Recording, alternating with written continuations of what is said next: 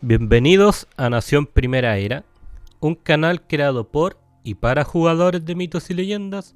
Y el día de hoy, y continuando con lo que sería el quinto oráculo 2022, seguimos con la edición La Cofradía. Como siempre, si todavía no se han suscrito al canal, pueden suscribirse, y aquellos que ya están suscritos pueden activar la campanita de YouTube para que así les avise cada vez que subimos un video. Y dicho esto, comenzamos. Yo creo que lo que sería la cofradía va a ser un poco más corto, porque en realidad varias de las cartas ya las revisamos en las ediciones anteriores, y aquí solamente se hace un homólogo con su versión de la cofradía, excepto que tenga, ¿no es cierto?, alguna habilidad o algún cambio en su atributo, o sea, coste y fuerza, ¿ya? Vamos a comenzar a ajustar un poco lo que sería ahí la vista, y vamos a ir descendiendo porque ya todas estas cartas, como les dije, están en las ediciones anteriores. Por ejemplo, ¿no es cierto?, el cancerbero se repite lo mismo que el del reto. Sigamos avanzando. Lo mismo, por ejemplo, para el eclipse de dragón. Lo mismo para el Fenrir. Y aquí me voy a detener en el grifo.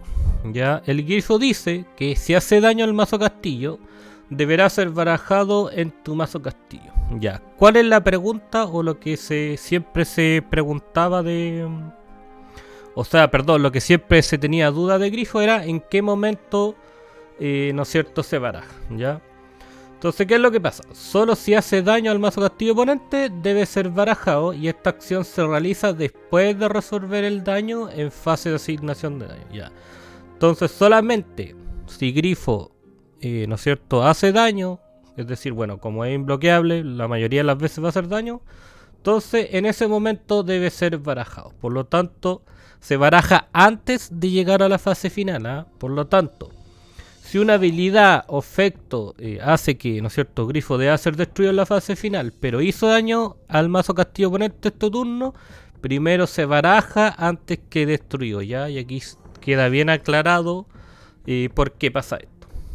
Y ¿no es cierto?, que si la fuerza de grifo o el daño este turno es reducido a 0, no se debe barajar por efecto de su propia habilidad. Seguimos avanzando. Ya, por ejemplo, el Gevaudan, exactamente lo mismo del mundo gótico, y ambos ahora vienen errateados con lo que sería la habilidad de los kits raciales. Ya, Hadas tiene una rata porque su habilidad original dice: al entrar en juego puedes buscar en tu mazo castillo y ponerla en juego, pero no dice qué. Entonces aquí nos aclara que en el fondo podemos buscar un Hadas en el mazo castillo y ponerla en juego, obviamente sin pagar su coste, como todas las cartas que se ponen en juego. Y cada vez que un hada sea puesto en juego, podemos buscar otra en el mazo castillo y ponerla en juego. O sea, es exactamente igual que 47 runes, ¿ya? El Hades, lo mismo que el del reto, ¿no es cierto? La Huehueteotul, bueno, no me acuerdo específicamente si lo revisamos en la ira del Nahual, pero en el fondo aquí es exactamente igual que todos los aliados que se bonifican por otros aliados. Entonces en este caso Huehueteotul, o sea, perdón, la habilidad dice: por cada chamán que tenga en juego, este chamán gana más uno a la fuerza. O sea, en el fondo su fuerza es variable y depende en todo momento del número de chamanes que controlemos, ¿ya? Y acá la aclaración, que en el fondo esta Huehueteotul se escribe todo junto, pero la de la ira del Nahual se escribe un espacio Teotul, ¿ya? Pero para todo efecto de juego, tanto la versión de la ira del Nahual como la cofradía tienen siempre el mismo nombre, ¿no? Lo mismo que pasaba con Totem de Guanaco, que probablemente lo revisemos acá un poco más abajo. ¿Qué más? ¿Qué más? Bueno, acá por ejemplo el Kelesuf, que quizás no es una carta que se juegue tanto, dice: cuando entra en juego, toma la primera carta de tu mazo castillo, ¿ya? O sea, mostramos la primera carta.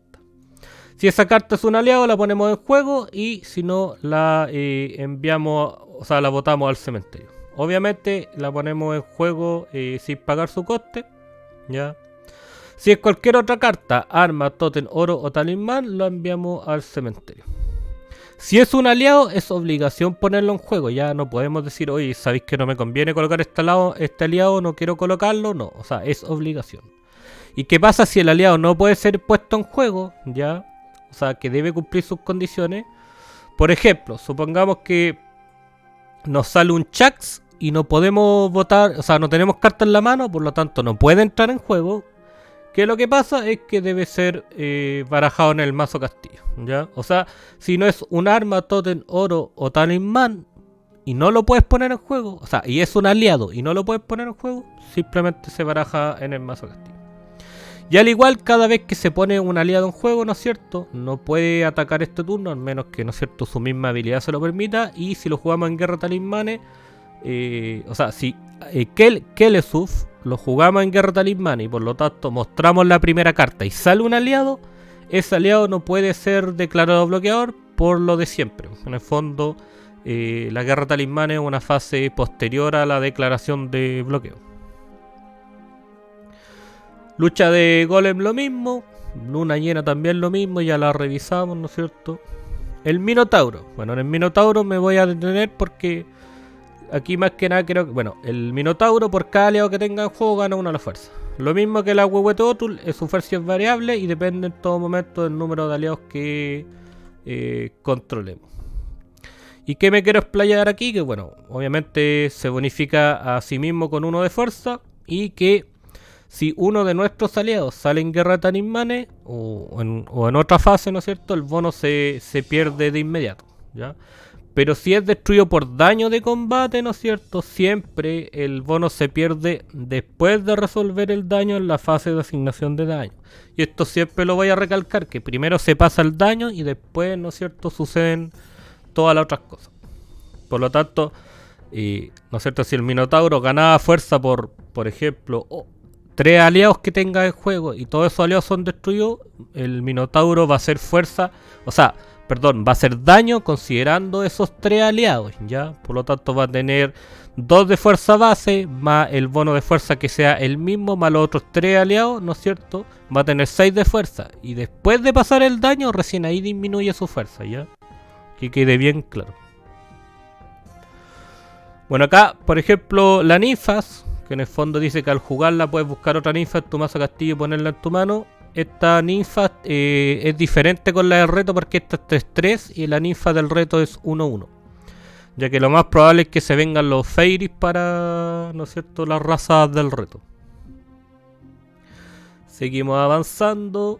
Bueno, acá el ogro, tampoco una carta que se juegue mucho la verdad, pero quiero aclarar algo que tiene que ver y que también se relaciona con Moiras, que vamos a leer más abajo. Dice, por cada uno de tus turnos que no se declara atacante, gana más 2 a la fuerza permanentemente, ¿ya? Como Moiras descarta el primer turno sin ser declarado atacante, Ogro también tiene que ganar bono de fuerza el primer turno, ¿ya? Que eso quede bien claro. O sea, el primer turno gana 2 de fuerza al final del turno. En los siguientes turnos, ¿no es cierto?, aunque no ataque, gana más 2 de la fuerza en ese momento si atacas con otros aliados, pero si no atacas también gana al final del turno, ¿ya? Me voy a explayar más cuando lleguemos a la Moiras para no cierto extendernos mucho en la explicación. Bueno, seguimos avanzando, ¿no es cierto? Bueno, la cofradía está ordenada por cortesano, después real y después vasallo, ya. Y el Chuar, aquí sí que me voy a detener y explayar un poco más. El Chuar dice que cuando entra en juego nombramos una carta. Esta y todas sus copias pierden la habilidad por el resto del juego. Ya, es una habilidad permanente. Ya, tanto las cartas oponentes como tuyas pierden la habilidad. Ya. No es necesario que la carta que nombremos esté en juego y podemos nombrar aliados, armas, tótem, oros y talismanes. También se puede nombrar talismanes con Chuar. Pueden nombrar también el mismo Chuar, pero si anteriormente Chuar fue jugado, las cartas que se nombraron no volverán a tener su habilidad. Ya, eso hay que dejarlo bien claro. No significa que Chuar borre el efecto de los otros Chuar si le quitamos la habilidad a sí mismo, ¿ya? Si por ejemplo nombramos una carta con una habilidad permanente, como por ejemplo Eclipse o Metamorfosis de Loki, si esa carta fue jugada antes de que Chuar entrara en juego, ese efecto permanente no se puede deshacer. Eso lo leímos igual en el oráculo anterior del Ragnarok, que en el fondo una vez que se resuelve en Metamorfosis de Loki no hay forma de deshacerlo. Por el contrario, si la carta con esa habilidad permanente, ¿no es cierto?, el Eclipse o una Metamorfosis de Loki, aún no jugada, quedará sin habilidad por el resto del juego, ¿ya? Esa es como la única forma de evitar de que, por ejemplo, el Eclipse o la Metamorfosis de Loki hagan su efecto, ¿ya? Por lo tanto, bajo ningún motivo, ¿no es cierto?, si nosotros jugamos Chuar y uno de estos efectos permanentes ya está activo, podemos, ¿no es cierto?, deshacerlo. Seguimos avanzando. Bueno, aquí el tótem de fecundidad lo revisamos en el mundo gótico. El tótem de cocodrilo también lo revisamos en la ira del Nahual, lo mismo que el tótem de guanaco. Y aquí es lo que les decía yo, pues, que el tótem de guanaco de la ira del Nahual es con G y este es bueno, dice del y es con H. Pero lo mismo, por el fondo para todo efecto de juego se consideran que tienen el mismo nombre, ¿ya? Seguimos avanzando. Bueno, acá el tótem del olvido, que también revisamos en el mundo gótico. Aquí tiene una rata, pero en realidad la rata es porque nos dice una vez por turno. Y la del mundo gótico sí. O sea, dice descarta una carta de tu mano y generadores virtuales. Y le faltó el una vez por turno, ¿ya? Seguimos avanzando. Vigilia de armas, también ya la revisamos. Nos explayamos harto, ¿no es cierto?, en el mundo gótico. El Viracocha también, que como revisamos en el reto, viene, ¿no es cierto?, ahora en respuesta. Seguimos avanzando. El Tezcatlipoca, la diferencia que tiene, ¿no es cierto?, con el de la ira del Nahual, es que este lo pone en juego sin pagar su costo. O sea, cuando entra en juego, buscamos un tótem en el cementerio y lo ponemos en la línea de apoyo y es sin pagar su costo, ¿ya? Seguimos avanzando y ya pasamos a lo que serían las cartas reales.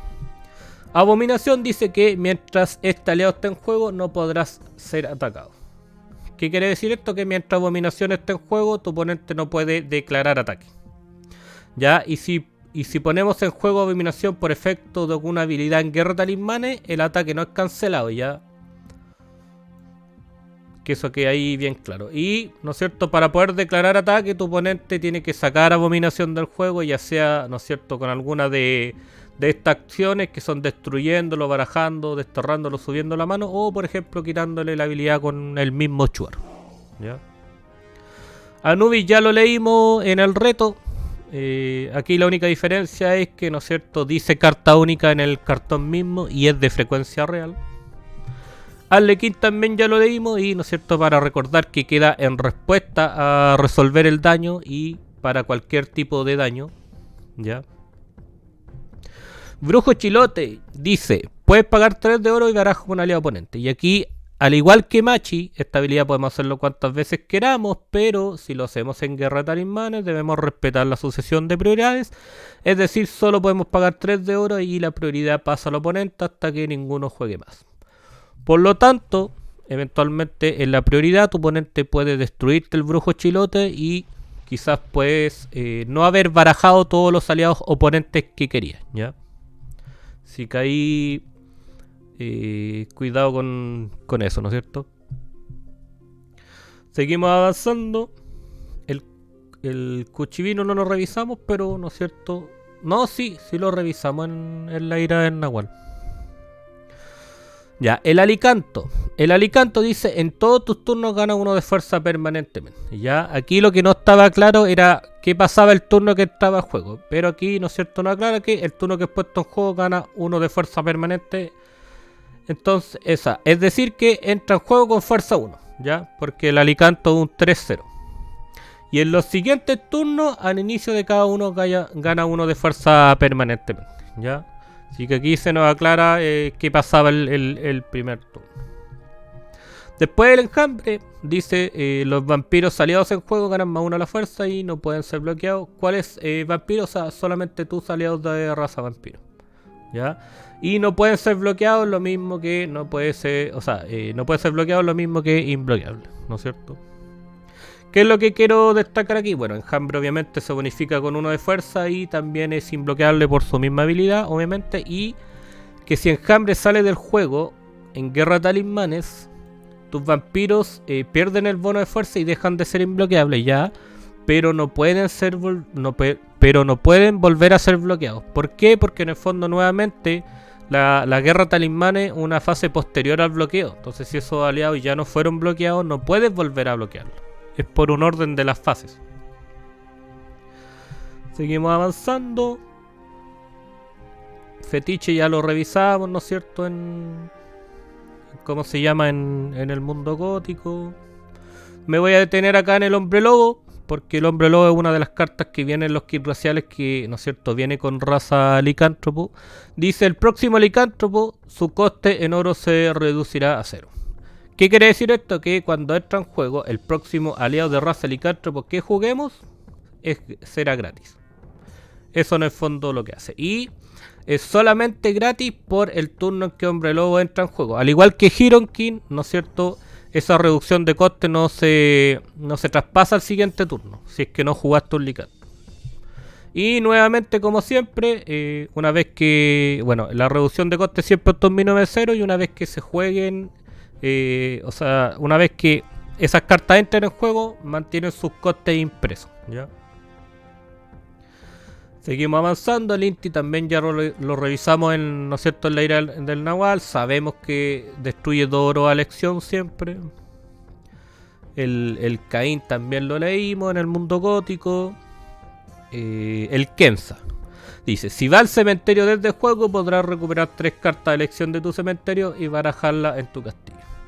¿Qué significa esto? En el fondo que si es destruido, barajamos 3 cartas del cementerio. Deben ser 3 cartas para poder barajarlas. Obviamente no podemos barajar menos de 3. Y el Kenza no puede ser barajado, ¿ya? Porque debe ir al cementerio, ¿no es cierto? Como hemos dicho todas las veces, para todos los aliados que son destruidos, debe ir al cementerio para hacer su habilidad. Ya. ¿Qué pasa si es destruido en el momento? ¿No es cierto? Si es destruido por habilidad de carta, se barajan las 3 cartas en el momento. Pero si es destruido por daño de combate, lo mismo de siempre, se barajan las 3 cartas después de resolver el daño en la fase de asignación de daño, ¿ya? Pero aquí hay una excepción, no se pueden barajar los otros aliados que fueron destruidos ese mismo turno por daño de combate en batalla mitológica, ¿ya? O sea, si bloqueaste con varios aliados y tú tenías pensado que con Kenzas podías barajarlos esos mismos turnos si son destruidos por daño de combate, no se puede, ¿ya? Que quede bien claro. Sí pueden ser otras copias de esos aliados, otras cartas que tenga. Y finalmente Kenza es cazador, porque en el mundo gótico era cazador y, ¿no es cierto?, aquí se traspasa simplemente lo que sería la raza. Después Quilla, más que nada acá de Quilla, bueno, dice no se pueden bajar oro mientras esté en juego y más que nada aclarar que no se pueden bajar oros solamente desde la mano. ¿Ya? O sea, los jugadores pueden poner oro en juego por efecto de habilidades de carta y también pueden generar oros virtuales, ¿ya? Ahora lo mismo que el tótem de cocodrilo. Y si Quilla sale del juego, ¿no es cierto? Por ejemplo, si estás en tu turno y destruyen a Quilla, tienes que esperar un turno para poder bajar oro. ¿Por qué? Porque, bueno, nuevamente lo mismo. En el fondo, bajar oro desde la mano es la primera acción que se debe realizar en la fase vigila. Por lo tanto, si no bajaste oro y la destruyes, ya no puedes bajar oro. O sea, tienes que esperar otro turno. O sea, tienes que esperar a que sea tu turno nuevamente. Y aquí, ¿no es cierto?, el ejemplo que se puede poner oro en juego por cartas como Cuerno de Adumla o Arco de Oro. Seguimos avanzando y me voy a detener en el Nocchen, que creo que no lo leí en el mundo gótico, pero más que nada lo que quiero aclarar es esto, que dice que puede bloquear a más de un aliado oponente hasta agotar su fuerza. ¿Qué quiere decir esto? Que en el fondo, si Nocchen supera la fuerza de los aliados que bloqueen... No, a ver, voy a partir de nuevo. ¿Qué significa hasta agotar su fuerza? Que si Nocchen tiene 5 de fuerza, ¿ya?, puede bloquear hasta máximo la cantidad de aliados que no superen su fuerza, ¿ya? Y aquí, para hacerlo más fácil de entender, voy a leer al tiro el ejemplo, ¿ya? Que Nocchen puede bloquear 2 aliados oponentes de fuerza 2, ¿ya? O sea, sumarían 4 la fuerza de esos aliados. puede bloquear 5 aliados de fuerza 1. Por lo tanto, la suma de esos aliados sumaría 5. Pero no puede bloquear 2 aliados de fuerza 3. ¿Por qué? Porque la suma de sus fuerzas son 6 y no puede, ¿no es cierto?, bloquear más de esa fuerza. O sea, podría bloquear solamente un aliado fuerza 3, pero el segundo ya no lo podría bloquear. Y siempre que, ¿no es cierto?, se iguale, ¿no es cierto?, la fuerza de los aliados, como dice acá, tanto Nocturne como todos los aliados serán destruidos. Eso siempre así, ¿ya? Por el contrario, si Nocturne supera la fuerza de los aliados bloqueados, solo los aliados oponentes serán destruidos, ¿ya? Que sería, por ejemplo, el primer ejemplo, ¿ya? Que si bloqueamos 2 aliados oponentes de fuerza 2, todos son destruidos, pero Nocturne 2. Pero si bloqueamos 5 aliados de fuerza 1, Nocturne y los 5 aliados de fuerza 1 son destruidos.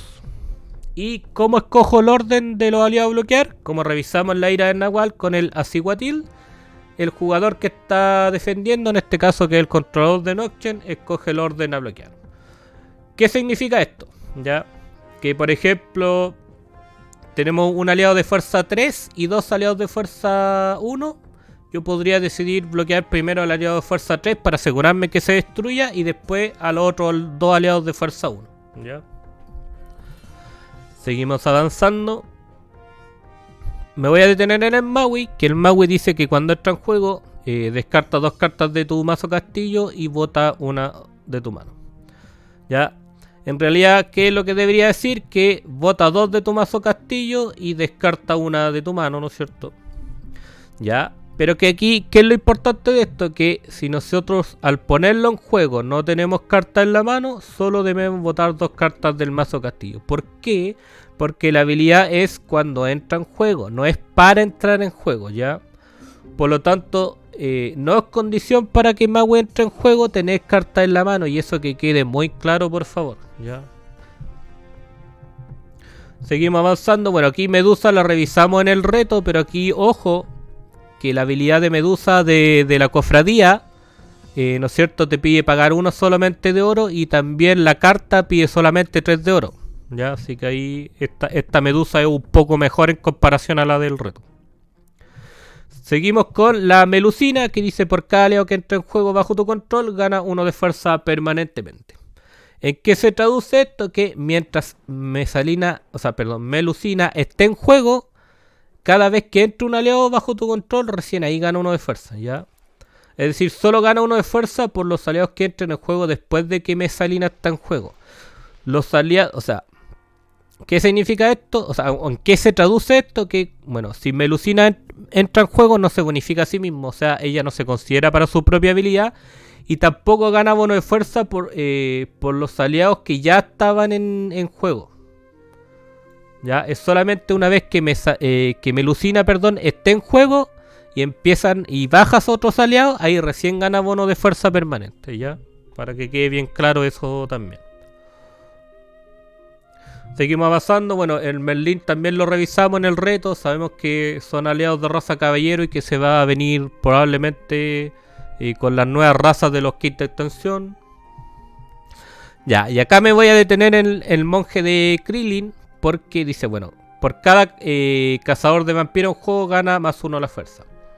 Y al igual que Itachi, tiene esta rata que gana 1 de fuerza solamente por los cazadores que nosotros tengamos en juego. Es decir, su fuerza es variable y depende en todo momento del número de aliados de raza cazador que nosotros controlemos.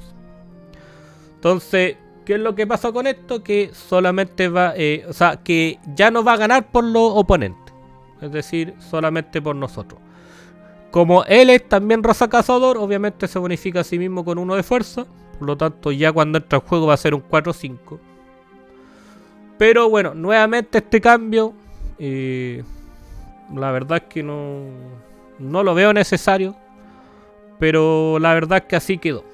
Así que ahí para todos los que juegan cazador, a ver si les conviene o no y si les gusta este cambio también.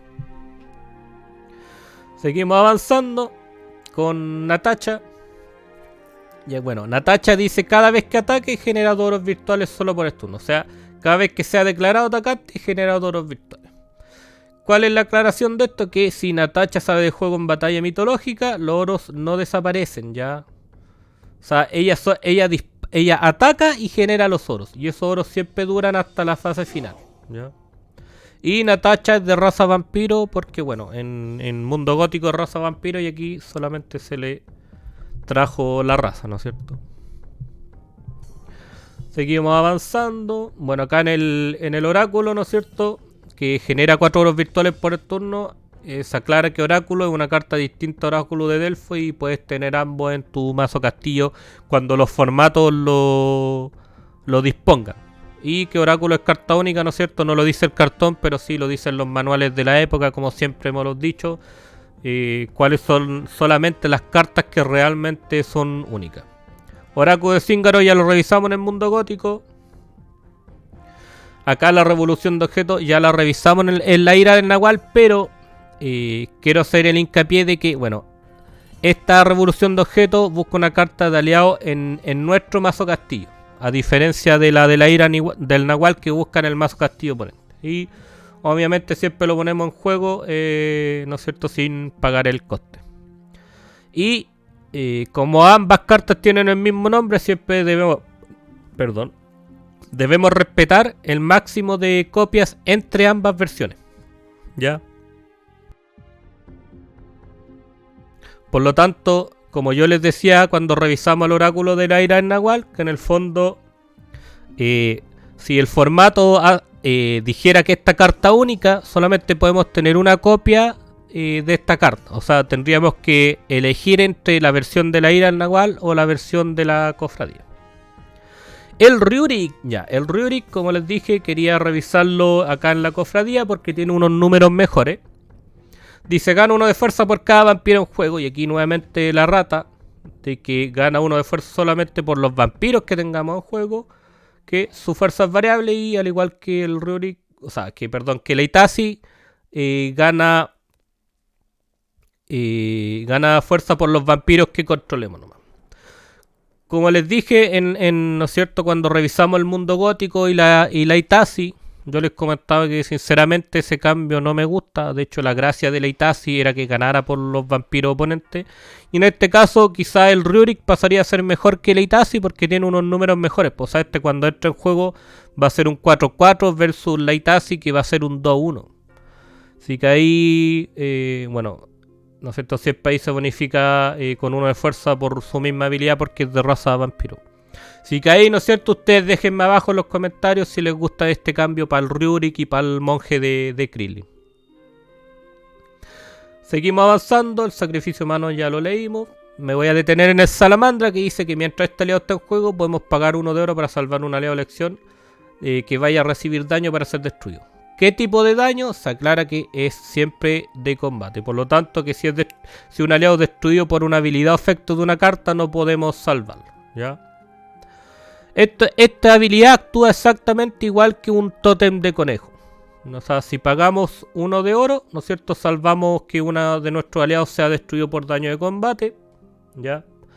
Se limita solamente a una vez por turno, ¿ya? Y obviamente también podemos salvar el mismo Salamandra. Y es solamente uno de nuestros aliados, ¿ya? Para que quede bien claro, solamente uno de nuestros aliados. Y cada vez que salvamos un aliado, este no permanece en juego y bajo ningún motivo el aliado vuelve a entrar en juego, ¿ya? Por lo tanto no dispararía ninguna habilidad ni nada de eso. Ya, respecto al Solnat, que algo mencionamos en la ira del Nahual, yo les dije que quería, ¿no es cierto?, explayarme un poquito más en la cofradía. ¿Por qué? Porque en el fondo este Solnat, como ustedes saben, va a salir la versión de Brotherhood, ¿ya? Y va a venir con coste 2, pero va a ser carta única, ¿ya? Por lo tanto, y bueno, y aquí, ¿no es cierto?, para la rata del Solnat sería que puede ser jugado en cualquier momento y anula un aliado oponente. ¿Por qué esto? Porque, bueno, como la habilidad original decía que era solo desde su mano, ¿no es cierto? Ahora, como dice un aliado oponente, puede ser desde cualquier zona, pues no solamente desde la mano, sino también desde, si ponemos desde el mazo castillo, cementerio o desde el tierro, si es que existiera una carta de ese estilo, ¿ya? Seguimos avanzando, el estribo que ya lo revisamos, ¿no es cierto? Bueno, en el Thor me quiero detener un poquito porque, bueno, dice al entrar en juego destruye 2 aliados oponentes a elección, ¿no es cierto? Eso significa que es cuando entra en juego y siempre son a elección, ¿ya? Y que deben ser 2 aliados oponentes, ¿ya? O sea, o no destruimos nada o destruimos 2, ¿ya? Pero no se puede destruir uno. Y que no es condición para que Thor entre en juego destruir 2 aliados, ¿ya? ¿Por qué? Porque no es para entrar en juego, es cuando entra en juego. Por lo tanto, el Thor puede entrar en juego si no destruye 2 aliados oponentes perfectamente. Y simplemente sería un aliado de fuerza 6. ¿Ya? Seguimos avanzando, ¿no es cierto? Bueno, el Trauco, si mal no recuerdo, lo revisamos en el reto. ¿Qué más? Bueno, ¿qué podríamos hablar? Por ejemplo, ya del Tritón dice cada vez que entre o salga de juego descarta una carta de la mano. Aquí más que nada aclarar que el salir de juego no es solamente ser destruido, sino es una serie de acciones que a continuación se dicen. O sea, barajado, desterrado, subido una mano. ¿Ya? Porque a veces se asume que solamente que cuando es destruido descarta una carta y no, pues cada vez que salga del juego. Del vikingo, bueno, para los que se lo preguntaban, y como ustedes pueden estar viendo, vikingo no es carta única, nunca ha sido carta única y tampoco quedó carta única en el oráculo, ¿ya? ¿Qué dice vikingo? Que tu oponente no puede jugar talismanes mientras este aliado esté en juego, ¿ya?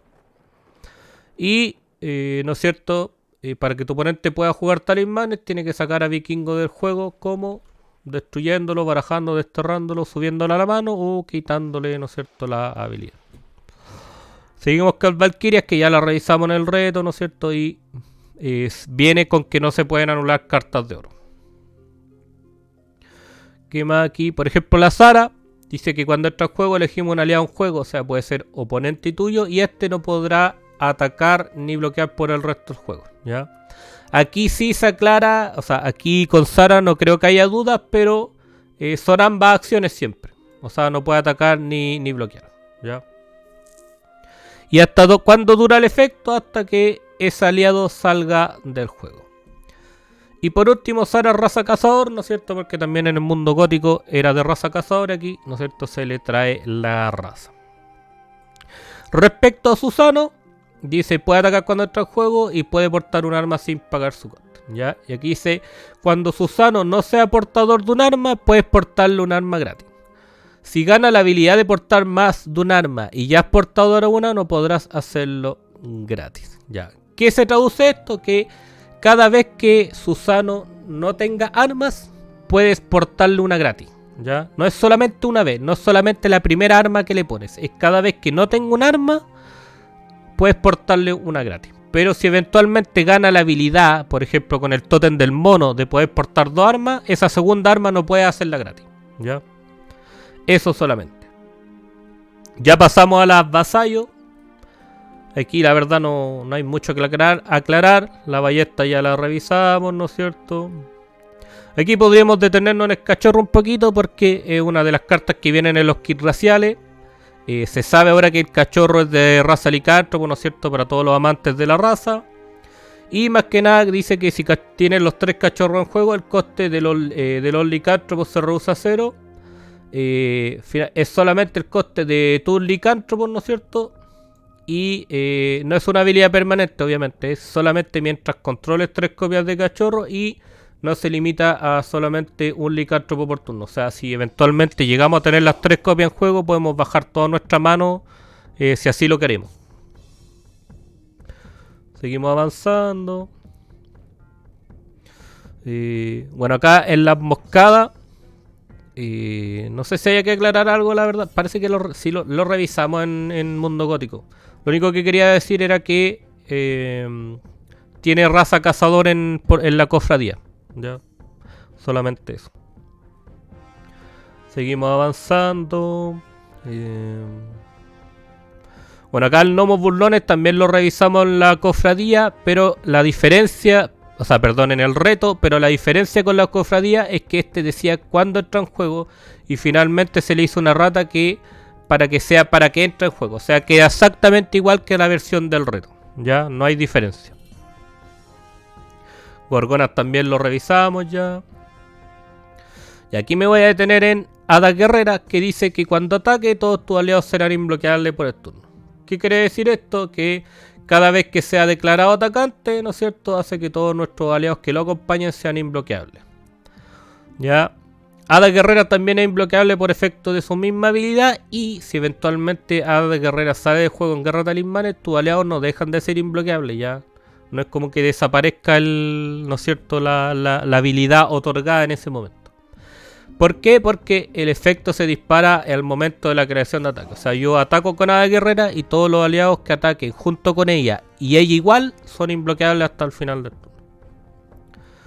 Seguimos avanzando, seguimos avanzando. La incubo también ya la revisamos en el mundo gótico. Y acá en el NUM o para los... ¿no es cierto? Ahí lo que les gusta la pronunciación del Canum.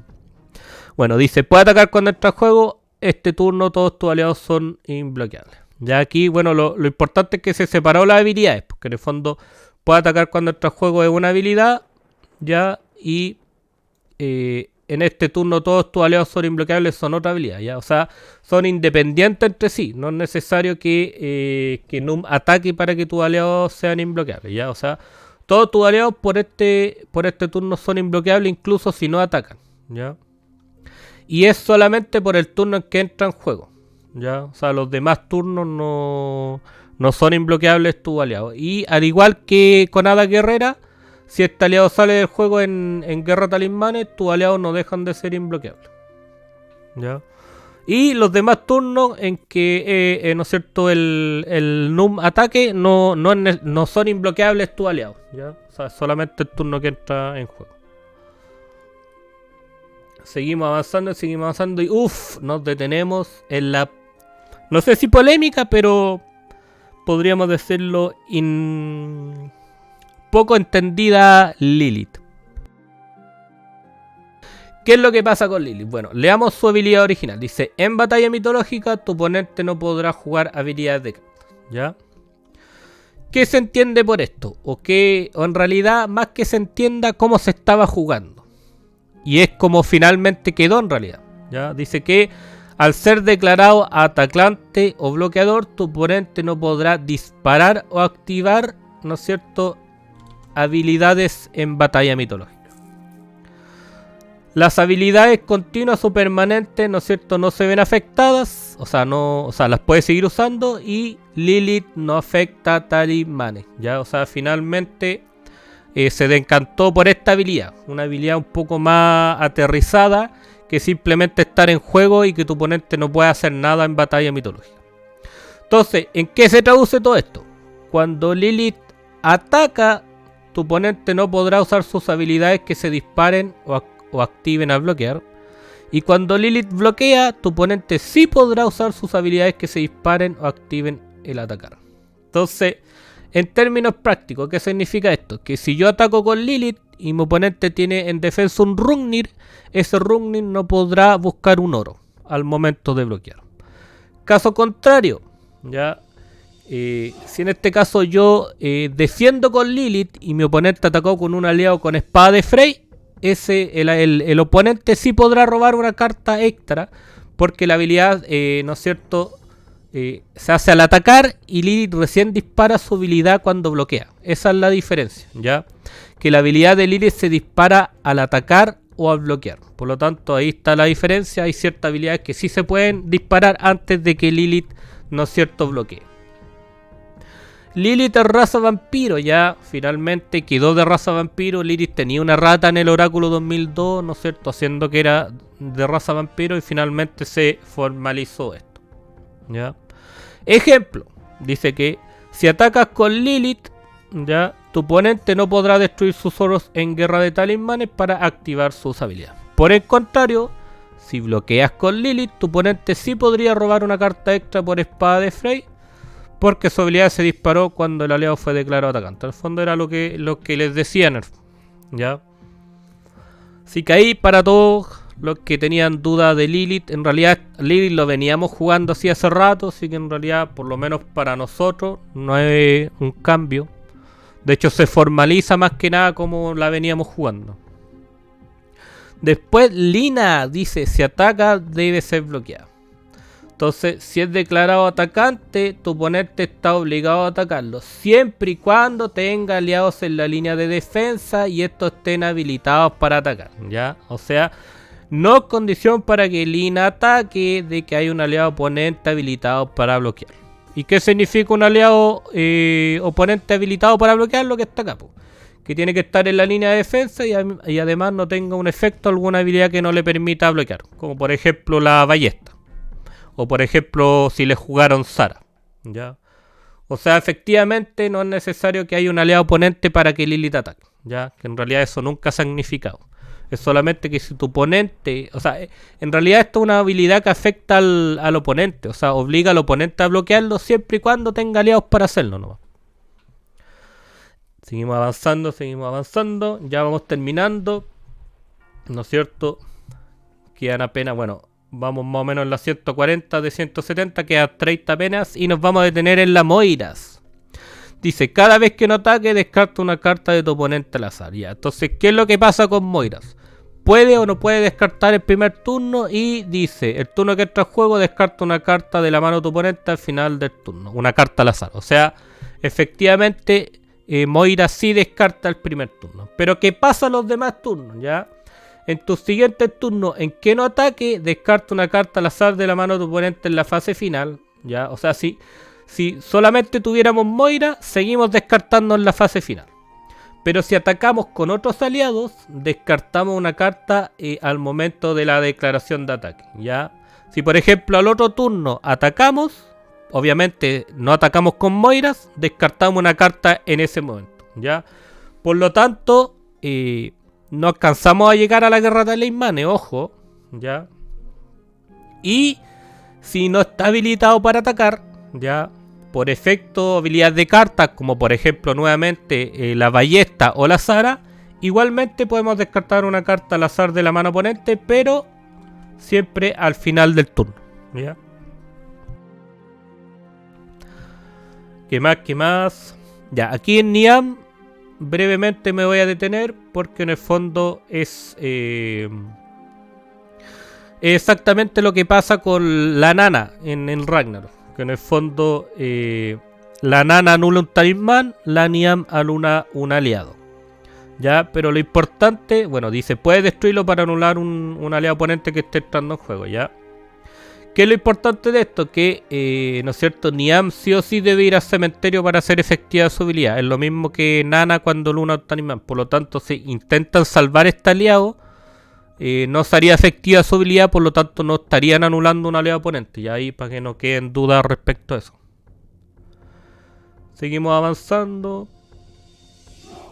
Yo creo que ya estamos terminando. Sirena ya la leímos también, ¿no es cierto? Ahora quedan en respuesta, lo leímos en el reto. Totem de conejo también lo leímos en la ira del Nahual. Ya, el Sachila, yo creo que esta va a ser una de las últimas. Dice, en el siguiente turno en que juegue este aliado, tu oponente no podrá jugar, utilizar ni generar otro. ¿Qué significa esto? Que cuando entre en juego, en el siguiente turno, ¿no es cierto? O el próximo turno, tu oponente no podrá jugar, utilizar ni generar oro, ¿ya?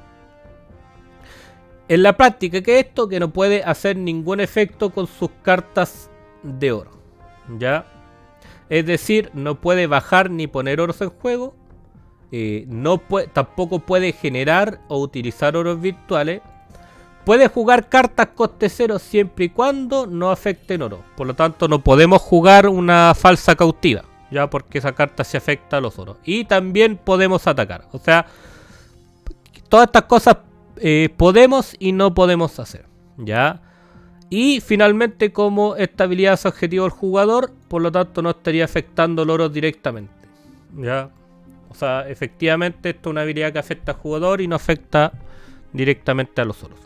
Y por último, Sachilas de Rosa Guerrero, al igual que era en la ira del Nahual, ¿no es cierto? Se trae la raza a la cofradía, ¿ya? Seguimos avanzando y yo creo que aquí ya, bueno, terminamos con lo que sería la cofradía, porque después vienen puros oros sin habilidad. Y bueno, eso sería todo respecto a la... Perdón, a la cofradía, ¿no es cierto? La verdad es que dije que iba a ser más corto, pero la verdad yo creo que igual salió un poco extenso, pero espero haber aclarado todas las cartas. Déjenme abajo en comentarios qué les pareció estas nuevas aclaraciones, ¿no es cierto? Y para que podamos ir revisando las demás ediciones. Como siempre, recuerden que se pueden, ¿no es cierto?, suscribir al canal y revisar nuestras redes sociales para que estemos en contacto. Y lo último, los dejo invitados a ver los oráculos que faltan, que ya estaríamos, ¿no es cierto?, revisando Espíritu de Dragón. Adiós.